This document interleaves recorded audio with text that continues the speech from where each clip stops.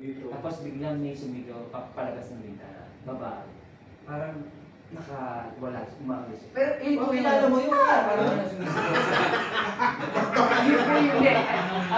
Kasi stronghold daw eh, di ba kinas nyo? Hindi nga natin pero nakita. So, babae ang... Oo, babae ko yan. Ay, wala na sa tabi mo. Babae! Iba yung ano niya, yung texture niya. Hindi, pwedeng gano'n bro, yung stronghold na alam mo yun, within the group. Nanggaling yun sa individual eh. Dahil kinas nyo. Lumabas talaga siya. Lumabas talaga. Inutusan yung huwag na mabalik. Lawas out. May... Huwag mo na kailalabas niyan. Madaling araw pa daw uwi, pass.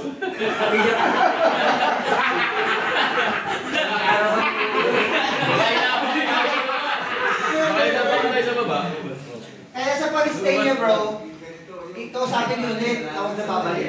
Kasi baka... Okay, so let us form a circle. Let us form a circle. And we're going to conclude our prayer.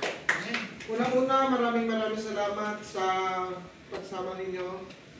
This is just once in a lifetime na ginagawa po natin once a year, unfortunately. But we will try our best, the leadership will try our best na hindi lang men's ministry group ang makakasama natin, but ang mga men's in couples also.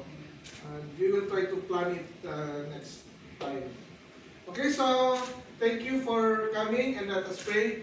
Lord, maraming salamat dahil nagpakahayag po kayo sa amin sa mga panahon na ito. Lord, narinig ninyo ang bigat sa aming mga puso, ang mga pigati na aming dinaranas. Lord, bawat isa sa amin, Lord God, hindi po lingid sa inyo ang kaalaman ng aming pinagdadaanan. Ang bigat na aming pinagdadaanan sa mga oras na ito. Lord, sama-sama kami bilang pamilya, bilang San QEC family, Lord God, upang magpalakasan sa mga oras na ito. Ngunit meron po sa aming mga puso na kami po ay umiyak. Kami ay nalulungkot, kami ay nahihirapan, Lord God, na harapin, Lord God, yung mga paghamon ng buhay na aming kinakaharap ngayon. Salamat sa aming mga kapatid na narito sa amin. Katabi po namin, Lord God, upang patuloy kaming alalayan at samahan kami sa anumang hamon ng buhay na hinaharap namin ngayon. Lord, in prayer, itinutulog po namin sa inyong harapan, Lord God, ang lahat ng aming mga nasa puso.